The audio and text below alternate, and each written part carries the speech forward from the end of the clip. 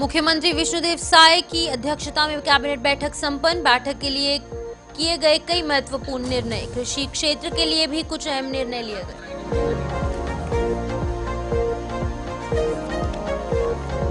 Deputy CM Arun Sao ने नगरीय निकायों के कार्यों की समीक्षा की। वीडियो कॉन्फ्रेंसिंग के माध्यम से वरिष्ठ विभागीय अधिकारियों के साथ नगर निगमों के आयुक्तों की ली बैठक। नगर पालिका और नगर पंचायतों के कार्यों की भी की समीक्षा।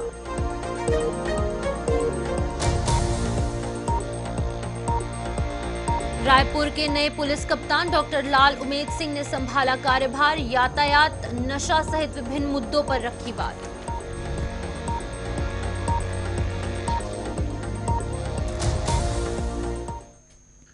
नमस्कार, छत्तीसगढ़ का एक खास बुलेटिन देख रहे हैं आप और मैं हूं आपके साथ शिफन शर्मा। तो चलिए शुरुआत करेंगे बुलेटिन की। नया रायपुर स्थित महानदी भवन मंत्रालय में मुख्यमंत्री विष्णुदेव साय की अध्यक्षता में कैबिनेट की बैठक आयोजित की गई। इस बैठक में कई महत्वपूर्ण निर्णय लिए गए, जिसमें कि राज्य की वित्तीय स्थिति और कृषि क्षेत्र से जुड़ी पहलुओं पर चर्चा की गई। बैठक के बाद उप मुख्यमंत्री अरुण साव ने मीडिया से बात करते हुए बताया है कि मंत्रिपरिषद ने चतुर्थ राज्य वित्त आयोग की अनुशासनाओं पर शासन की एक्शन टेकन रिपोर्ट को विधानसभा के पटल पर रखने का निर्णय लिया है। इसके अलावा मुख्यमंत्री ने बताया कि कृषि क्षेत्र के लिए भी कुछ अहम निर्णय लिए गए। खरीफ की अगर बात की जाए तो विपणन क्षेत्र 2022-23, 23-24 और 24-25 के विकेंद्रीकृत उपार्जन योजना में धान और चावल परिवहन की दर के लिए राज्य स्तरीय समिति की अनुशंसा दर को स्वीकृत किया गया है। साथ ही खरीफ विपणन क्षेत्र वर्ष की बात की जाए 2022 और 23 में राइस मिलों को लंबित प्रोत्साहन राशि की द्वितीय किश्त प्रदान किए जाने का निर्णय लिया गया। आप सबको जैसे विदित है कि माननीय मुख्यमंत्री विष्णुदेव साय जी ने द साबरमती रिपोर्ट को टैक्स फ्री घोषित करने का निर्णय किया था, जिसके परिपालन में फिल्म द साबरमती रिपोर्ट के प्रदर्शन पर प्रवेश हेतु देय राज्य माल और सेवा कर स्टेट जीएसटी के समतुल्य धनराशि की प्रतिपूर्ति किए जाने का अनुमोदन आज की बैठक में मंत्रिपरिषद ने किया है। खरीफ विपणन वर्ष 2022-23, 2023-24 और 2024-25 के विकेंद्रीकृत उपार्जन योजना में धान एवं चावल परिवहन के दर के लिए राज्य स्तरीय कमेटी एसएलसी की अनुशंसा दर स्वीकृत किए जाने का अनुमोदन किया गया। भारत सरकार परिवहन के लिए एक निश्चित राशि देती है और वास्तविक जो व्यय है उसका आकलन राज्य स्तरीय कमेटी करती है एसएलसी। तो जो डिफरेंस की राशि है वो राज्य सरकार परिवहनकर्ताओं को भुगतान करती है। तो वो 2022-23, 23-24, 24-25 के लिए जो अनुशंसा की है राज्य स्तरीय समिति ने, उस दर से भुगतान करने का अनुमोदन मंत्रिपरिषद ने किया है।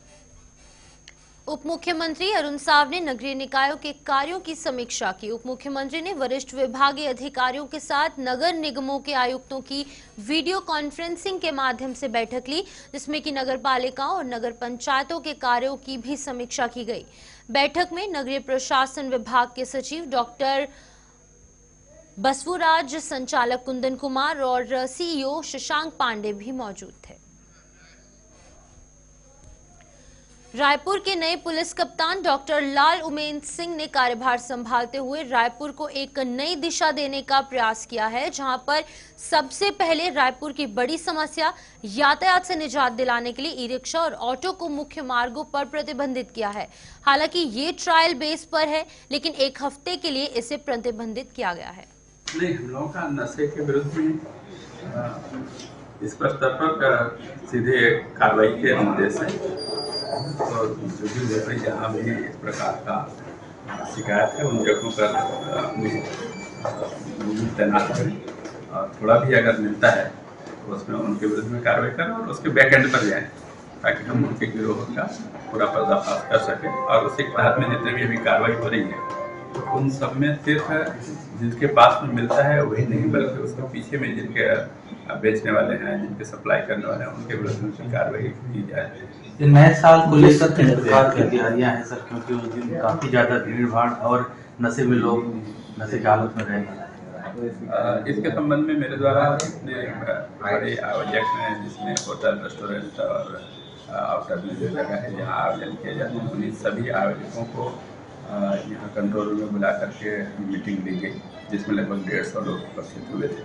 सभी को नए साल के आयोजन के संबंध में विस्तृत रूपरेखा के साथ में थाना में आवेदन प्रस्तुत करने के लिए बताया गया। थाना प्रभारी को उनको अनुमति अपने कंडीशनल परमिशन देने के लिए बताया गया ताकि उनको पता रहे कि क्या क्या आयोजन आयोजित हो रहे हैं। उस कंडीशनल परमिशन में उनके द्वारा यातायात के लिए वॉलंटियर्स लगाए जाने के संबंध में, उसके जो आयोजन कर रहे हैं उसमें किस प्रकार के खाने पीने के सामान उनके द्वारा परोसा जा रहा है उसके संबंध में वैधानिक लाइसेंस लेने के बाद में ही उसको उपयोग करें। ये सब निर्देश बालोद जिले गुरूर थाना क्षेत्र में दर्दनाक सड़क हादसा पेश आया जिसमें कि एक स्कूली बच्चे की मौत हो गई और 4 बच्चे इस सड़क हादसे में घायल हुए हैं, जबकि एक की हालत नाजुक बताई जा रही है। जानकारी के मुताबिक 12 स्कूली बच्चों से भरी मैजिक वाहन स्वामी आत्मानंद स्कूल निपाणी जा रही थी और उसी दौरान वाहन अनियंत्रित होकर पलट गया और इस हादसे में 12 साल के एक बच्चे कुणाल साहू की मौत की खबर है। वहीं 4 अन्य लोग जो हैं, जहां पर बच्चों की बात की जाए तो वो घायल हैं और उन्हें गुरूर अस्पताल पहुंचाया गया जहां उनका उपचार जारी है। एक बच्चे की हालत गंभीर है जिन्हें कि इलाज के लिए हायर सेंटर रेफर किया गया है। पुलिस मौके पर पहुंची है और जांच में ये पुलिस जुट गई है और पूरे मामले का संज्ञान लिया जा रहा है।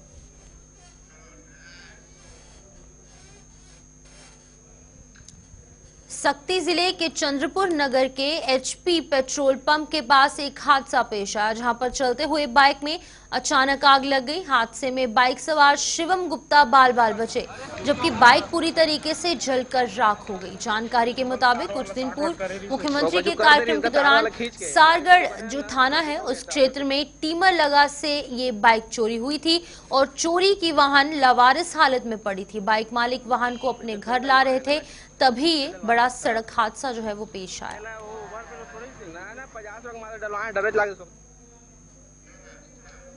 बिलासपुर पुलिस ग्राउंड में चेतना जागरूकता अभियान के तहत चेतना विरुद्ध साइबर अपराध को लेकर एक कार्यक्रम आयोजित किया गया जिसका नेतृत्व पुलिस अधीक्षक बिलासपुर रजनेश सिंह ने किया। कार्यक्रम का मुख्य उद्देश्य साइबर अपराधों के बढ़ते खतरों के प्रति जन जागरूकता फैलाना और नागरिकों को इससे बचाव के उपाय सिखाना था।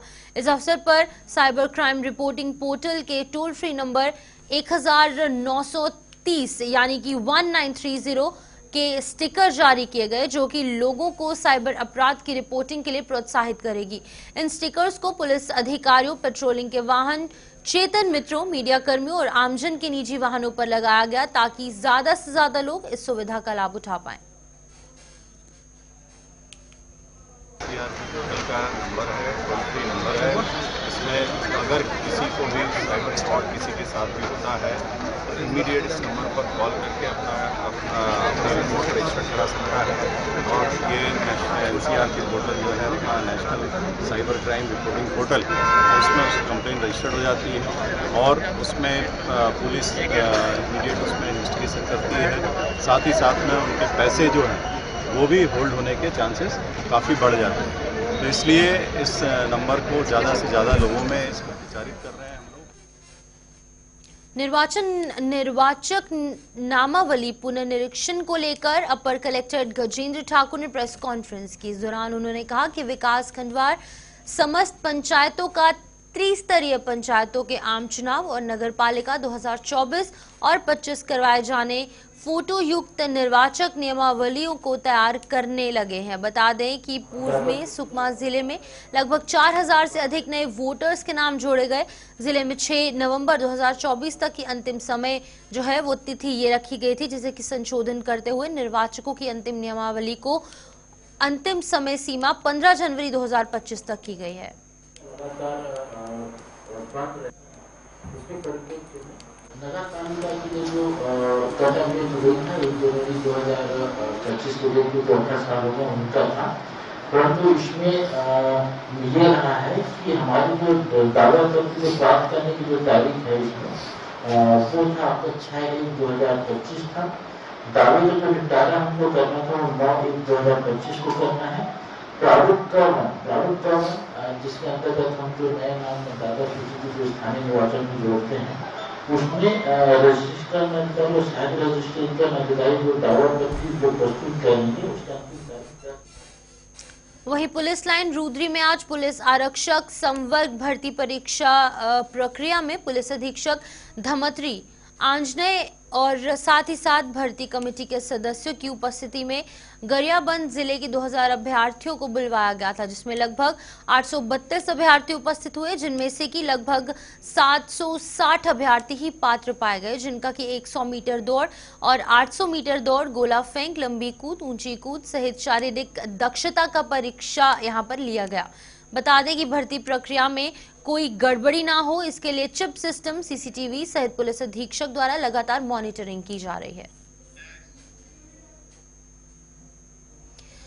महासमुंद जिले के ग्राम घोड़ारी के सचिव रमाकांत गोस्वामी ने अपनी प्रधान पाठिका शिक्षक पत्नी नीलम गोस्वामी के नाम पर गलत तरीके से छत्तीसगढ़ राज्य सरकार की महती योजना महतारी वंदन योजना में गलत जानकारी देकर फॉर्म भर योजना का लाभ पिछले 10 महीने से लाभ ले रहे थे। ये तमाम कथित तौर पर आरोप लगे हैं।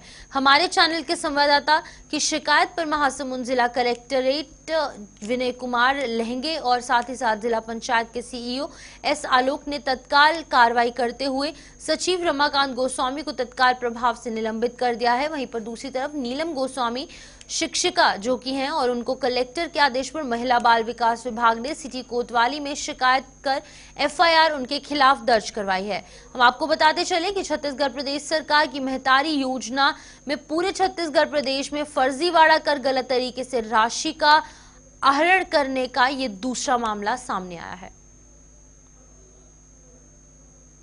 देखिए, महतारी वंदन योजना जो है राज्य शासन की बहुत ही महत्वाकांक्षी योजना है। इसके संदर्भ में लगातार टीएल के माध्यम से समीक्षा भी करते हैं कि जो अपात्र हितग्राही है यदि उनको लाभ मिल रहा है तो उनको तत्काल वहां से विलोपित करके उसमें जो संबंधित जो अधिकारी कर्मचारी है जो इस तरह का लाभ दे रहे हैं उनके विरुद्ध भी कार्रवाई करनी है।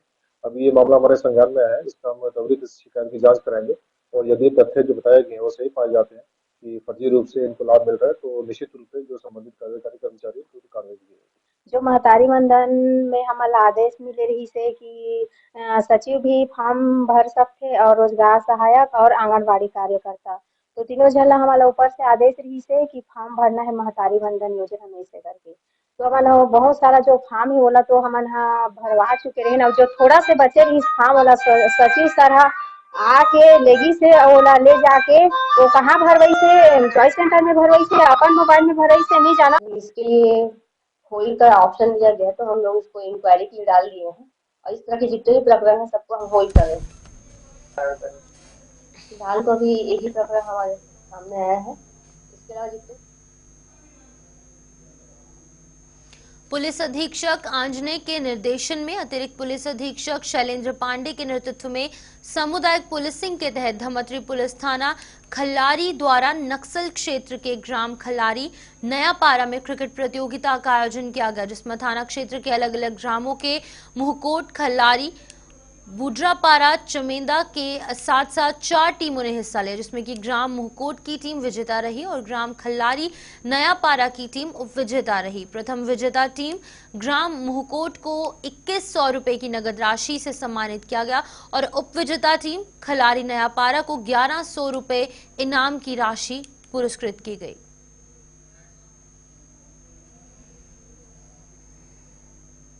रायपुर स्थित ICAR राष्ट्रीय जैविक स्ट्रेट्स की जो प्रबंधन संस्थान है जो कि छत्तीसगढ़ राज्य का एकमात्र ICS संस्था है, जिसको कि स्थापित हुए 10 साल के ऊपर होने के बावजूद भी इस संस्थान के द्वारा किसानों को सिवाय SPSP के TSP के फंड द्वारा बीज और कृषि यंत्र वितरण करने के अलावा कोई भी ऐसा अनुसंधान कार्य नहीं किया गया जो किसानों की दिशा और दशा को बदलने में सहायक हो, जिससे कि किसानों की आय दुगनी हो सके। हालांकि एक आरटीआई कार्यकर्ता ने खुलासा किया है कि 30 अक्टूबर 2024 को आईसीएआर द्वारा खुलासा हुआ है कि पीके घोष, जो कि पिछले 5 साल से निदेशक पद का दुरुपयोग करते हुए अपने आप को कुलपति कहलवाना और लिखवाना पसंद करते हैं, जो सरासर गलत है।